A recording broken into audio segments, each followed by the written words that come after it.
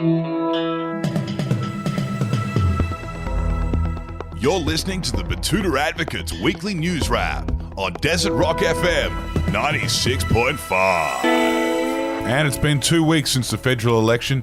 We here at the Betoota Advocate couldn't be happier with the less noisy, more localised, more enjoyable news cycle, I have to say myself. I'm Clancy Overell, editor of the Betoota Advocate. I'm joined today for your weekly bulletin with Effie Bateman. How are you? Yeah, I'm doing well, Clancy. How are you? Good, thank you. And how are you, Errol Parker, editor-at-large? I'm all right, mate.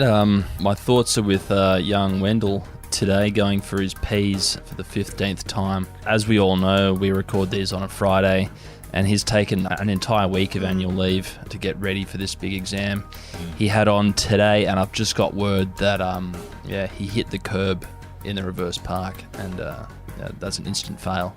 I always told him he should wait for a rainy day to take that test, because on a rainy day the gravel up on Mount Remianco is our biggest and only hill, is so loose that the driving instructors actually just mark off. They don't even bother with the hill start. Well, that's what they were saying, but then, on the 14th time he went out to go and get his license, he did hit Sam Levender's, her Dachshund.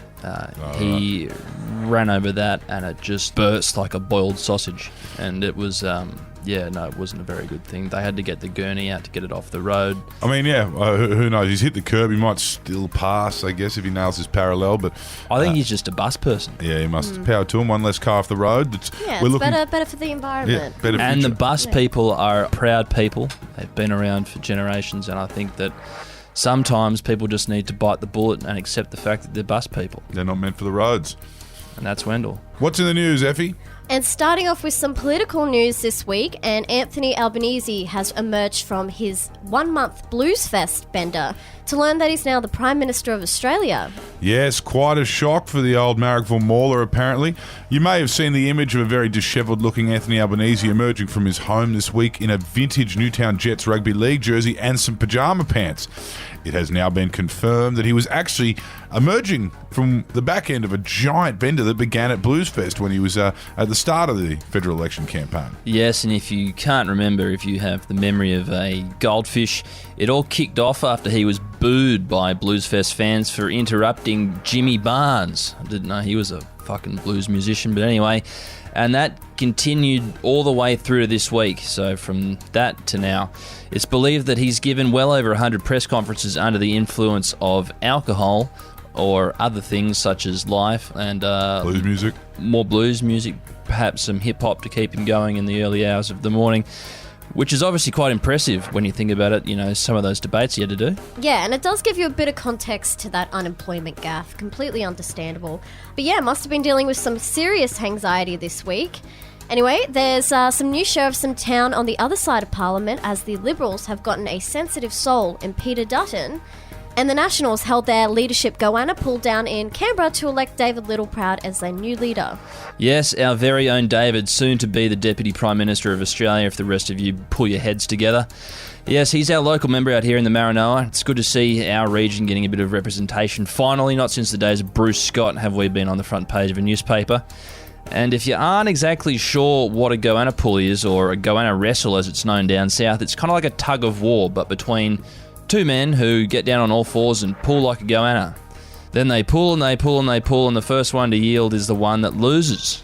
Yes, they need two leather belts tied up together, so it's usually the wildest members of the party will volunteer their belts. In the case of the National Party's leadership spill, I believe it was Matt Canavan and that rowdy new bloke who's just been elected in Flynn, Colin Boyce.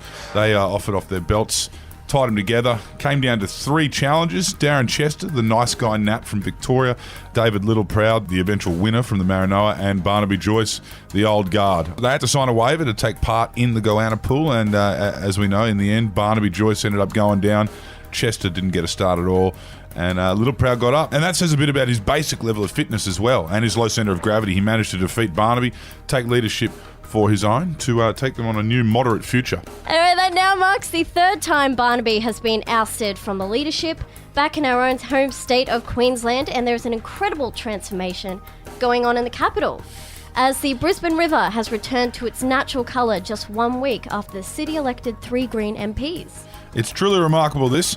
You see the photos and the first thing you think they're photoshopped in the way that real estate agents have been doing for years, but somehow, just after the green slide in the southeast corner, the Brisbane River has changed from the muddy brown that we know and love to a pristine blue, crystal clear. This is, a postcard standard of river. It's just incredible stuff. Yes, and as of this week, the Brisbane River is once again sparkling in its natural crystal blue thanks to these filthy fucking lefties that have gotten in here. It is believed that the minor environmental changes like redirecting the city's human waste out to sea and banning cruise ships from dumping their fuel while at dock has changed the face of the city forever. It has caused a little bit of a naming issue though, as it's known by plenty as the brown snake, but Greens leader Adam Bant has put forward a motion for it to be called the blue tongue going forward. Typical Victorian. And there was a comment on this one from a James Fish who said, 2 more greens and we would have summoned Captain Planet. Here, that's a good one, Fisher. And a bit of retail news to round out the week, and Azito power tools are now to be removed from shelves as part of the new single-use plastics ban from New South Wales. Yes, not a great week to be involved with the incredibly popular power tool company Azito. Given the new single-use plastic bans that are coming into force around the country, anyone selling the Chinesium tools could be faced with a $100,000 fine. Certainly a hefty price to pay. So it looks like the cheapskate DIY dads are going to have to find cheap tools elsewhere going forward, unless Azito can try and find a way to make their plastic thicker than the 35 microns they have come to be known for. It's a tricky task, and we'll try and keep you updated on that one. Lucky I've always been a teal Ryobi man myself.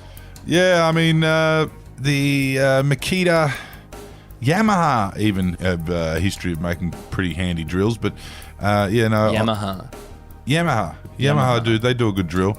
Yamaha power drills. But Fuck me, I've heard it all. I know that they do make like Instruments and trumpets, and motorbikes, yeah, everything. Pianos. Yeah. Yamaha make a good piano too.